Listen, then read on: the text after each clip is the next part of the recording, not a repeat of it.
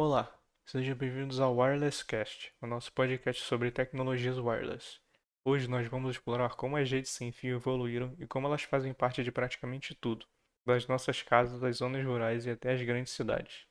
Eu estou aqui com os meus amigos Luan e Juan e juntos vamos discutir os conceitos técnicos dessa tecnologia. Isso aí. Eu me chamo Luan e a ideia do nosso podcast é dar uma visão geral de como essa conectividade se torna possível, como ocorre a transmissão de dados e falar também um pouco sobre as topologias de redes, além das novas fronteiras que estão sendo abertas com o 5 e o 6G para o futuro. Meu nome é Juan, nós cursamos Ciências da Computação na UERJ e vamos mostrar como tudo isso funciona, como se fosse um ecossistema interconectado, que vai muito além do Wi-Fi que a gente tem em casa. Vamos ver como tecnologias como o IoT fazem da rede wireless uma base para inovações. Então, vamos começar do princípio. Para entender as tecnologias wireless de hoje, vamos precisar voltar um pouco no tempo e ver como as primeiras redes enfrentaram os desafios, como as interferências e as limitações de alcance. Vamos começar falando das tecnologias de comunicação sem fio serem tão acessíveis e diversas, né? Como que a gente consegue chegar nesse ponto, né? E cada uma tem sua característica única que vai definir para que a gente vai usar ela, né? O seu uso específico, qual vai ser a nossa escolha de uso. E para isso, né, para introduzir isso, a gente vai começar falando sobre a radiocomunicação. Isso mesmo. A radiocomunicação utiliza ondas eletromagnéticas e suas primeiras aplicações aconteceram lá em 1895 e aconteceu com a transmissão de sinais de código Morse a aproximadamente 1 quilômetro de distância. Hoje, ela é fundamental para o Wi-Fi, RFID, NFC e até para as redes de celulares como o 4 e 5G. E falando em Wi-Fi, ela é uma das tecnologias mais populares que a gente tem hoje em dia. Ela permite que dispositivos como smartphones e notebooks se conectem a uma rede e à internet. O alcance do Wi-Fi depende bastante do equipamento que você usa, mas geralmente um ponto de acesso comum cobre até 150 metros.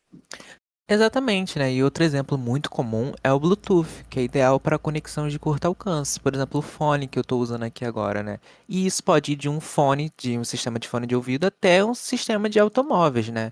Mesmo com uma velocidade de transmissão limitada, ele é perfeito para você transmitir áudio e conectar acessórios próximos que estão ali perto de você. Já o infravermelho foi bem popular nas décadas de 1990 e 2000 para transferência de arquivo entre dispositivos. Hoje, ele é mais comum em controles remotos, mas ainda podemos utilizá-los em smartphones justamente para controlar a TV, com adaptadores ou assistências de voz como a Alexa. E também tem o RFID e o NFC, que funcionam pela radiofrequência. O RFID tem um alcance maior e é muito usado para identificar objetos em estoques e em comércio.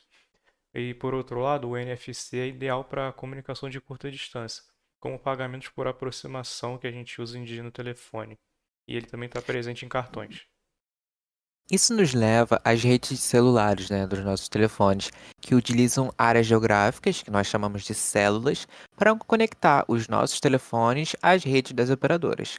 Cada dessa célula tem uma estação base que com ela a gente consegue realizar chamadas, né, e também acessar a internet. E com a chegada do 4G e do 5G, a velocidade e a estabilidade aumentaram muito, né, com o avanço dessas tecnologias. E fechando com os satélites, essa tecnologia permite a transmissão de dados em longas distâncias, em conjunto com o uso das antenas parabólicas.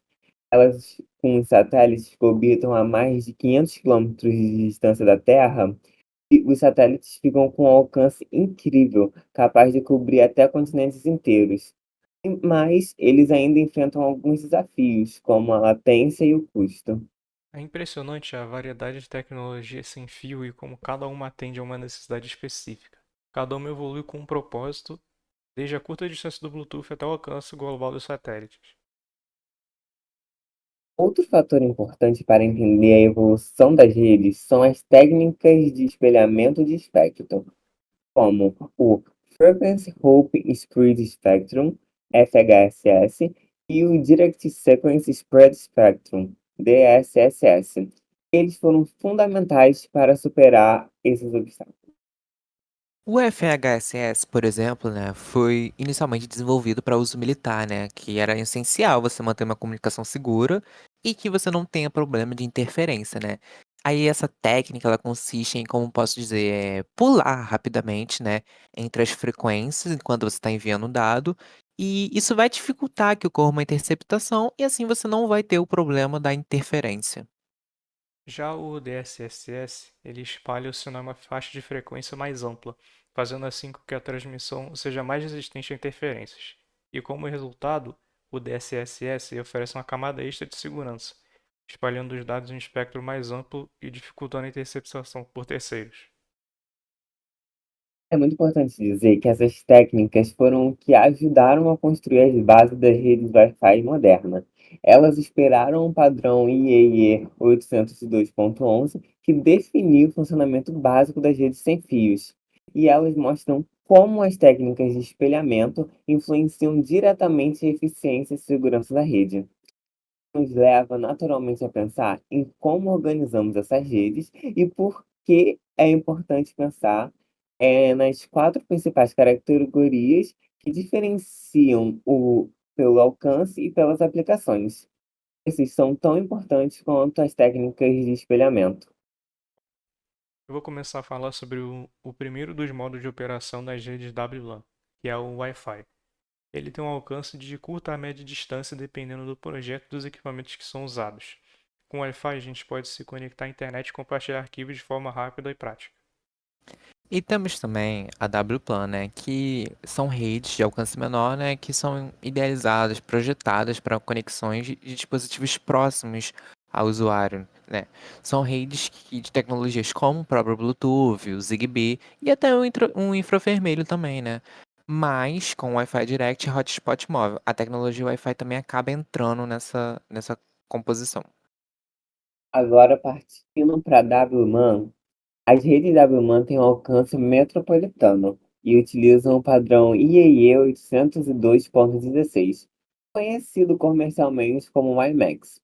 A vantagem do IMAX sobre o Wi-Fi é que ele permite a transmissão a longas distâncias, então ele pode ser utilizado para links dedicados, banda larga e até conectividade para antenas de celular. E por último, a gente tem a W1, que é a rede usada pelas operadoras de celular. Ela permite o uso de tecnologias como CDMA, GSM, WCDMA ou 3G, o LTG, LTE quarta geração e mais recentemente o 5G.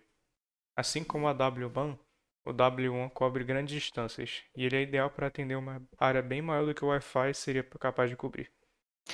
Exatamente. E todas essas categorias de redes são aplicadas para contextos específicos, para necessidades específicas, mas o objetivo final é sempre o mesmo, né? Facilitar uma comunicação e o acesso à informação e se desprender dos cabos. É incrível em ver como essas redes evoluíram, e cada uma dessas redes sem fio tem suas vantagens e desvantagens, dependendo do que a gente precisa em termos de velocidade, alcance e confiabilidade. Agora falando um pouco sobre os modos de operação das redes WLAN, né, definem um tipo de comunicação que a gente vai suportar, né? Os principais modos são a infraestrutura e o ad hoc. No modo de infraestrutura, todos os dispositivos se conectam a um ponto de acesso central. Ele é quem vai gerenciar a comunicação. Ele é um modo utilizado em redes Wi-Fi convencionais de empresas ou residências. Esse modelo também garante a estabilidade e facilita o controle de acesso, mas ele depende de uma estrutura bem organizada. O modo ad hoc, por outro lado, permite conexões diretas entre dispositivos. Ele é ideal para redes temporárias quando você não tem necessidade de um AP central, como um ambiente onde a conectividade precisa ser rápida e descentralizada. Esses modos de operação eles foram criados para se adaptar às diferentes necessidades, e como dito anteriormente, eles possuem vantagens e desvantagens, afinal, eles continuam evoluindo o tempo todo. A topologia estruturada traz vantagens importantes quando a gente olha para a segurança. Como, por exemplo, um controle centralizado, fica mais fácil você aplicar autenticações de dispositivos e também criptografia de dados, buscando proteger as comunicações. Porém, essa estrutura vai exigir uma boa estrutura física, né? como cabos de rede e switch. Instalação de access points pode elevar bastante os custos, né? E essa implementação e manutenção podem ser complexas e demandar conhecimentos técnicos e especializados. Agora sobre o ad hoc, ele oferece uma configuração mais simples e de bastante mobilidade, permitindo assim que os dispositivos se movam mais livremente. Porém, como os dispositivos se conectam diretamente, o alcance é bem limitado. Eles precisam estar próximos para manter uma conexão estável. Outra limitação do ad hoc é que a velocidade de transmissão pode ser menor, porque a comunicação direta entre os dispositivos pode gerar atrasos, especialmente em redes mais densas. Então, se a gente comparar essas duas, a topologia estruturada é mais ideal para as redes maiores e mais complexas, onde a segurança e o controle são essenciais. E a topologia ad hoc é vantajosa em contextos temporários de menor escala. Mas o próximo passo para entender a evolução das topologias wireless foi a introdução das técnicas como o MIMO, que abriu espaço para um salto de eficiência em redes Wi-Fi e móveis, permitindo que mais dispositivos fossem suportados com velocidades ainda mais altas. O MIMO foi uma inovação muito importante para o padrão 802.11n do IEA. Com o MIMO, várias antenas são usadas para transmitir e receber os dados ao mesmo tempo, né? E ele utiliza as frequências de sinais que seriam perdidos por interferência ou refração, e isso aumenta a capacidade e a velocidade da rede. O que o MIMO faz é algo revolucionário. Ele permite que o roteador se comunique com vários dispositivos ao mesmo tempo. A técnica permite, assim, transmitir vários fluxos de dados simultaneamente, aproveitando reflexões e multipercursos no ambiente para aumentar a taxa de transmissão de dados e a resistência contra interferências. Antes disso, os dispositivos precisavam esperar numa fila pela transmissão. Isso é muito importante em ambientes de alta densidade, igual prédios, onde várias pessoas estão conectadas ao mesmo tempo numa rede só. Essa técnica ela não é exclusiva do Wi-Fi. O 4G LTE e o 5G também utilizam o MIMO para aumentar a capacidade de transmissão e a velocidade, especialmente nas áreas urbanas, pois a demanda é muito alta. O interessante é que o MIMO e outras tecnologias do 5G trouxeram novas aplicações, como a expansão da internet das coisas, a IoT. Isso torna possível conectar milhões de dispositivos em uma cidade inteligente, todos operando simultaneamente. Agora, ao falar de 5G, estamos prontos para entender as melhorias e os impactos que ele trouxe. O 5G trouxe uma nova era para as redes móveis, trazendo baixa latência, alta velocidade e suporte para uma quantidade enorme de dispositivos que podem ser conectados. Isso aí foi essencial para viabilizar o IoT em larga escala. Isso mesmo. A baixa latência permite que dispositivos como carros autônomos se comuniquem quase instantaneamente, o que é essencial para a segurança e precisão. O 5G também permite que milhões de dispositivos, como sensores e câmeras de vigilância, sejam conectados sem problemas de desempenho. Em uma cidade inteligente, por exemplo, sensores de trânsito podem se comunicar para ajustar os semáforos em tempo real. E, com a base criada pelo 5G, o 6G vai expandir ainda mais essas capacidades, interligando todos os setores urbanos com baixa latência e altíssima velocidade. E não é só em cidades. O 6G promete também avanços em áreas rurais e ambientes onde a conectividade é bem mais limitada. Assim, ele deve permitir novos níveis de interconectividade, e talvez até com inteligência artificial diretamente integrada na rede. O 6G ainda está em fase de pesquisa, mas promete ir além, com velocidades e capacidades muito superiores ao que a gente tem hoje. A ideia é que o 6G não conecte apenas dispositivos, mas também ligue uma cidade toda, toda uma infraestrutura urbana, permitindo que até mesmo máquinas troquem dados e informações de forma autônoma e instantânea. E essas tecnologias são fundamentais, né, para você ter o que nós chamamos de cidades inteligentes e para o desenvolvimento de uma rede realmente interconectada.